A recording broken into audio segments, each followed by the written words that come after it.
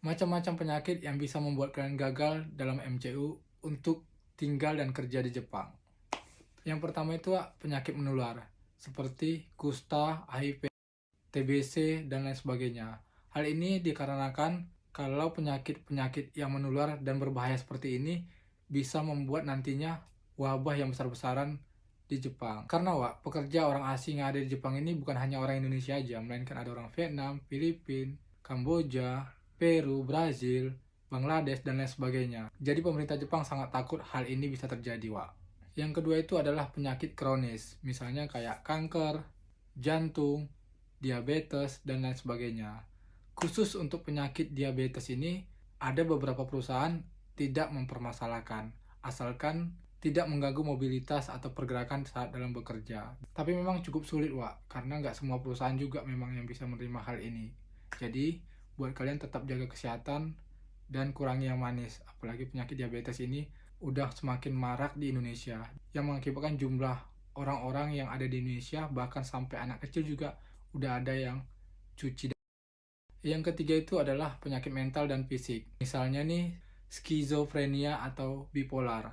Dan juga cacat tubuh berat yang mengakibatkan nantinya susah dalam mobilitas atau pergerakan dalam bekerja. Karena ini akan mengakibatkan kerugian pada perusahaan, yang mana hasil produksi bisa turun karena karyawannya atau pekerjanya nggak maksimal dalam bekerja.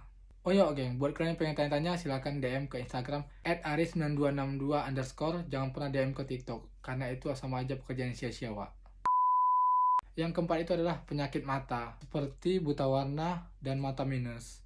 Jadi, penyakit ini sebenarnya penyakit yang bisa sembuh untuk mata minus. Sementara yang buta warna, itu ada beberapa perusahaan juga yang nggak mempermasalahkan hal itu. Jadi, tinggal rezeki kita masing-masing aja. Jadi, buat kalian yang punya penyakit mata, misalnya mata minus, buta warna parsial, ya semangat aja, Cari LPK yang bisa menerima kalian. Walaupun di visa magang kalian gagal, atau nggak bisa, kalian bisa coba visa Tokutegino. Oke, geng? Yang kelima dan sekaligus yang terakhir itu adalah, ini bukan penyakit sebenarnya, tapi bisa jadi kecelakaan. Misalnya seperti patah tulang.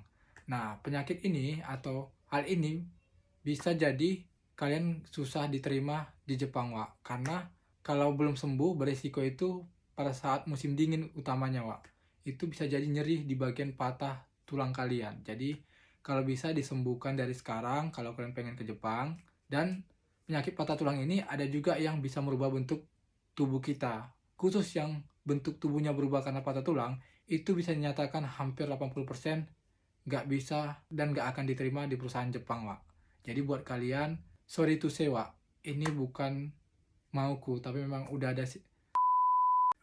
udah sistem dan undang-undangnya seperti itu, Jadi, mudah-mudahan ini bisa menjawab pertanyaan kalian semua yang ada di DM Instagram, agar kalian bisa paham dan bisa mempersiapkan kondisi fisik kalian. Gua Ari, cabut dulu. Ciao.